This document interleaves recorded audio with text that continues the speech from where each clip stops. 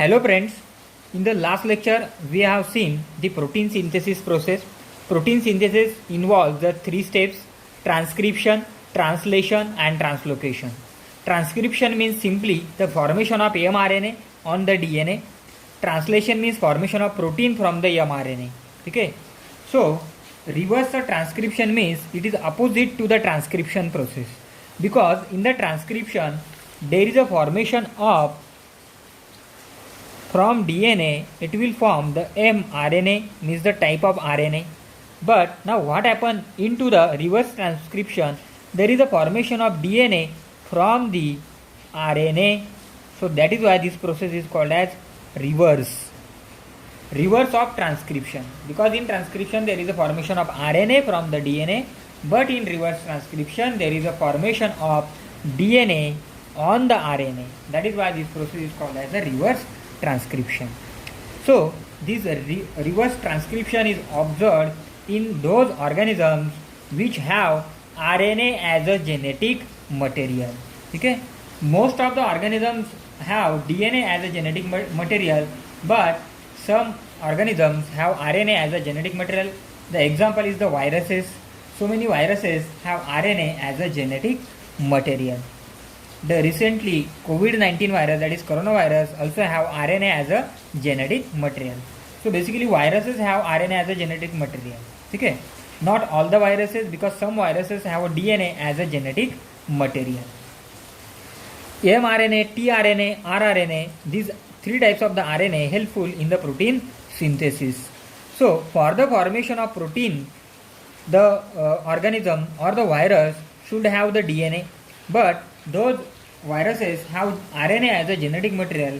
It means that they do not have a DNA.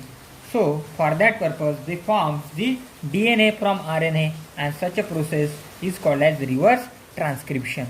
So reverse transcription means formation of DNA on the RNA is called as reverse transcription.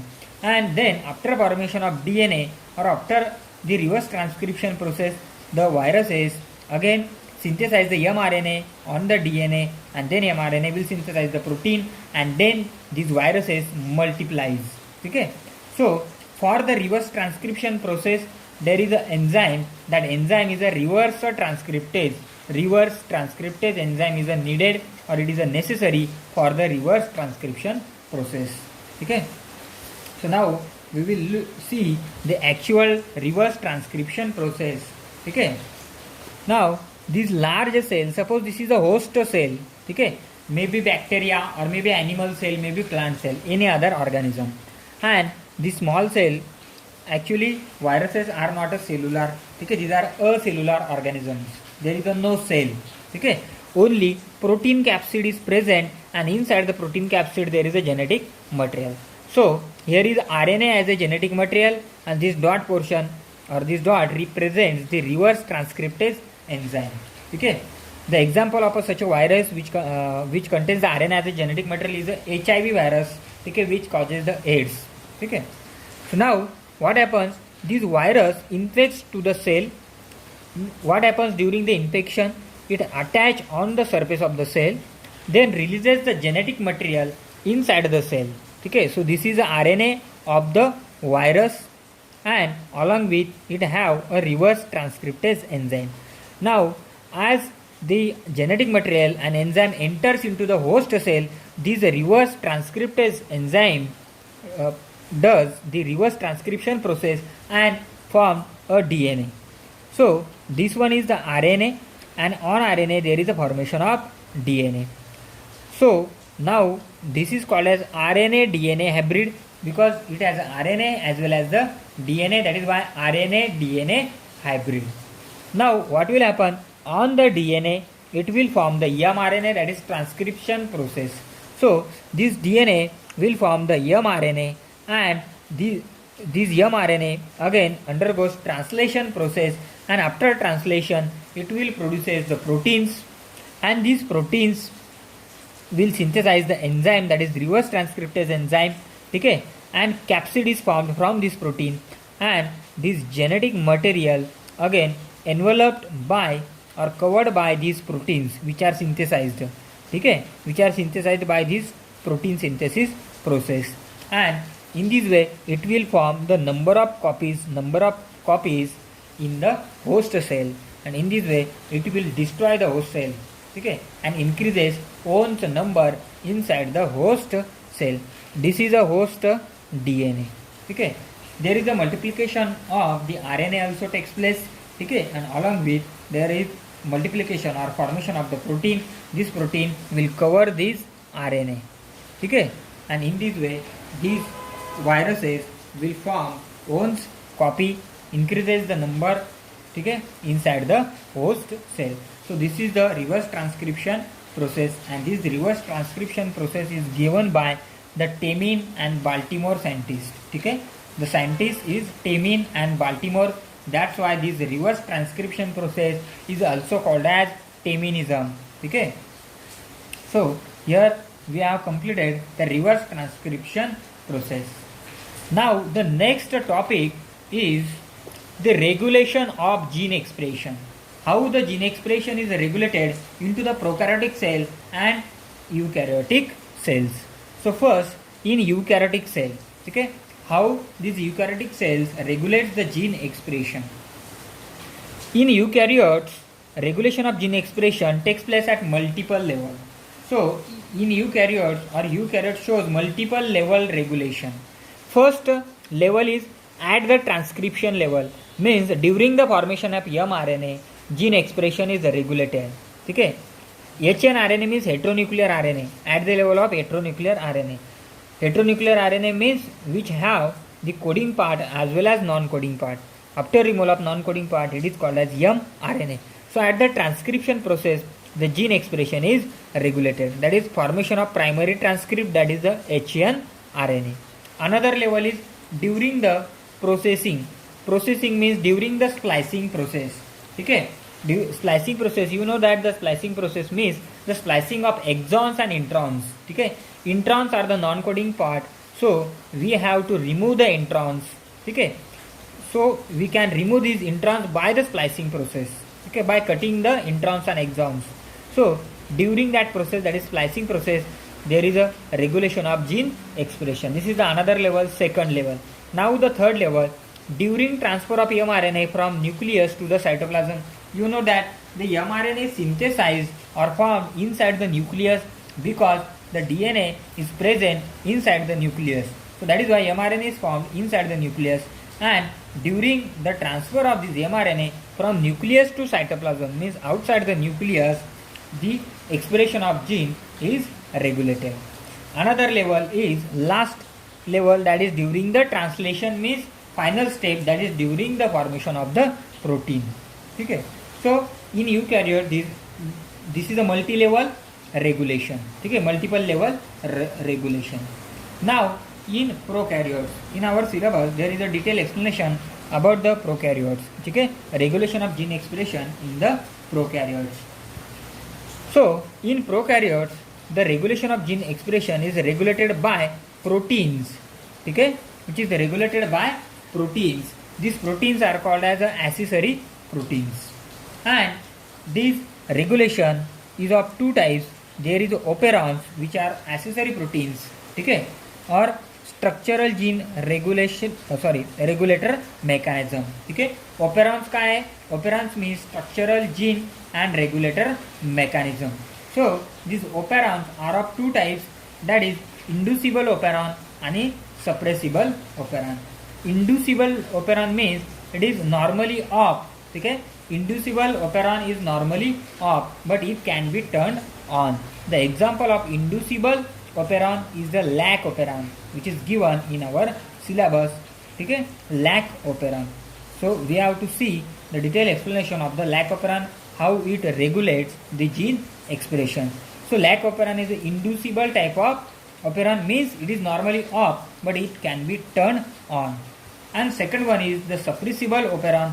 Suppressible operon is normally on, but it can also be turned off, okay. And the example of suppressible is a tryptophan operon, okay. This is not our syllabus, okay, tryptophan. So now we have to see the lac operon in detail, how it works.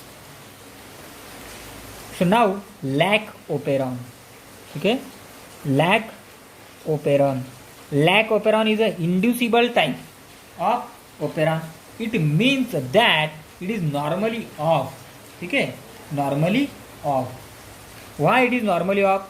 Because when there is no lactose is present, okay, then cell doesn't want to waste the energy, because if the lac operon is on, okay, there is a transcription of the enzymes, some structural genes, and for transcription the cell requires the energy.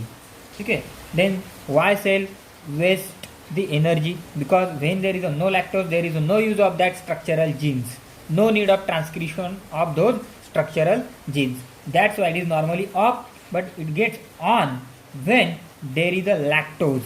Okay, why it is called as lac operon?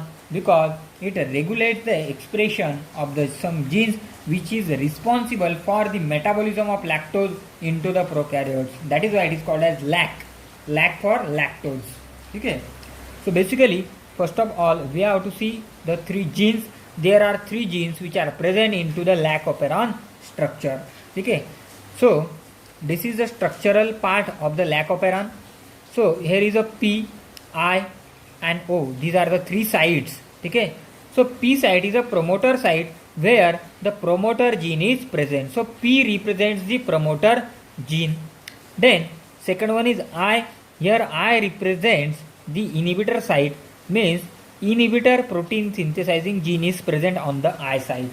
Inhibitor protein synthesizing gene means this I site synthesize a protein which inhibits. Okay, this protein is called as a repressor protein or inhibitor protein or repressor protein.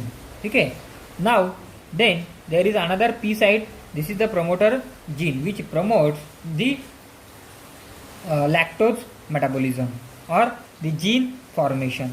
Now O site is the operator gene. This is the important site. Okay, that is operator gene. This operator site actually regulates the gene expression. Now suppose this is the medium outside the cell. This is the medium. Okay, and when there is no lactose, okay, okay, what happens? There is a attachment of RNA polymerase at the P site which are required for the transcription process. Okay, these RNA polymerase molecules are required for the transcription process, mRNA transcription. We have seen already the mRNA transcription. So RNA polymerase which are helpful in the RNA transcription or formation of mRNA. So this RNA polymerase gets binds to the promoter site which promotes the transcription process, and this I site synthesize the protein. So this I site undergoes transcription, and this gene will form the mRNA, and this mRNA will undergo the translation process and synthesize a protein. That protein is an inhibitor protein. Means which inhibits the transcription of these structural genes. These structural genes are Z, Y, and A.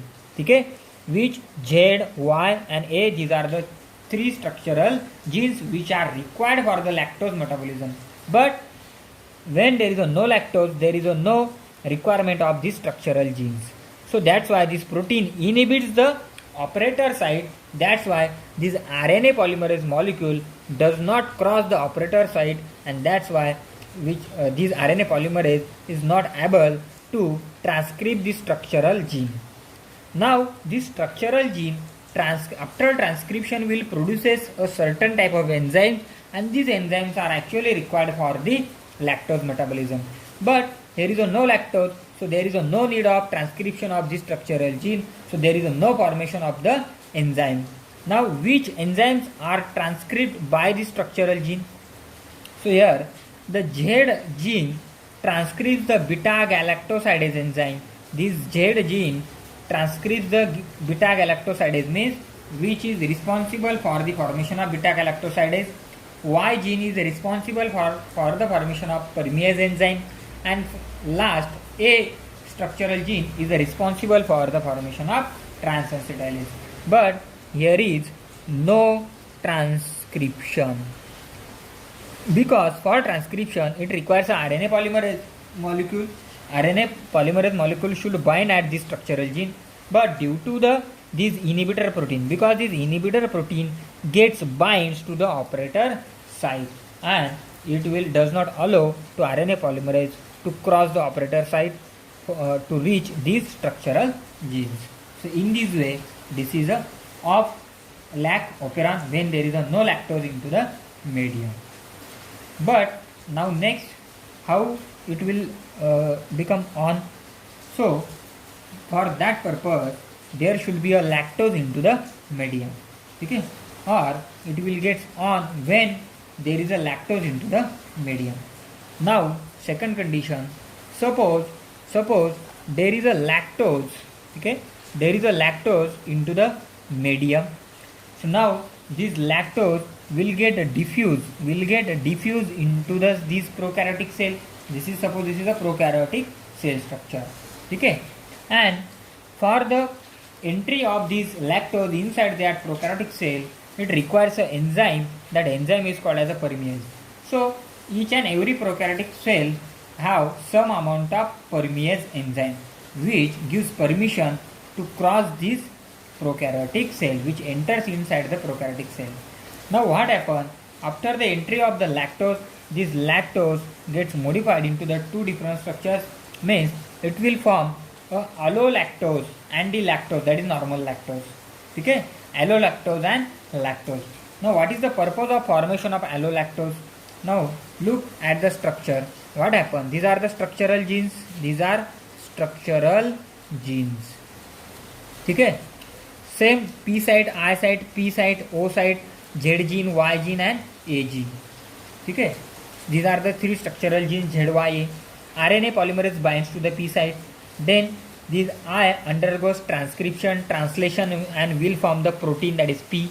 This P is a repressor protein. So now in the off mode, what will happen, or if there is no lactose, what will happen?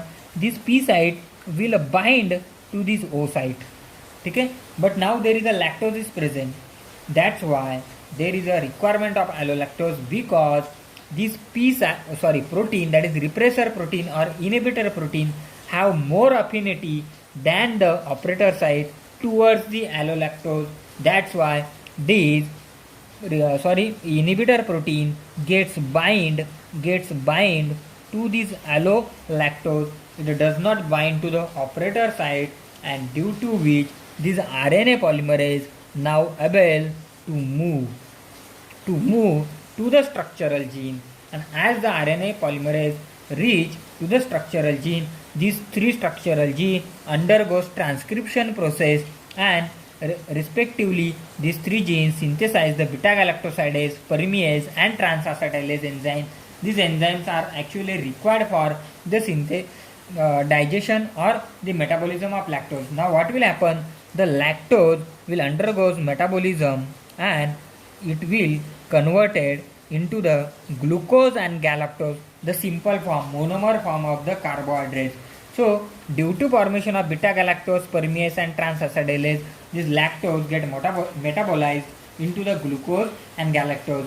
Then this prokaryotic cell gets the energy from the glucose molecule, because the suitable form of energy is the glucose, not a lactose. That's why there is a requirement of metabolism of lactose, breakdown of the lactose, because lactose is a disaccharide molecule and glucose is a monosaccharide molecule which is highly reactive. That's why it is responsible for the formation of the ATP molecules. Okay. So in this way this structural gene works. Okay. Now suppose there is 100 lactose molecules, okay, or how again these lac operon will be off. So for that purpose, suppose, or for understanding, suppose there are 100 lactose molecules. So what happens? Out of 100, 99 remains as a lactose and 1 as a allolactose, gets converted into the allolactose. So these 99s gets completely metabolized. But after the metabolism of this 99 lactose molecule, what will happen? The remaining allolactose, because allolactose is also a lactose molecule. So after the metabolism of these 99 molecules, this allolactose will also undergo the metabolism process and gets converted into the glucose and galactose. Now what will happen? after removal of or the digestion of allolactose, there is a no allolactose. So now this protein will get bind to this operator site and then block the movement of RNA polymerase towards the structural gene, and in this way it prevents again the transcription of these three structural genes, that is ZYA, when there is a no lactose. Okay, so in this way the lactoferrin works. So we have completed here the regulation of gene expression in the prokaryotes and in the eukaryotes and the euprokaryotes. Our remaining portion is the only HGP, that is Human Genome Project, and the DNA fingerprinting, which we'll see in the next lecture. Thank you.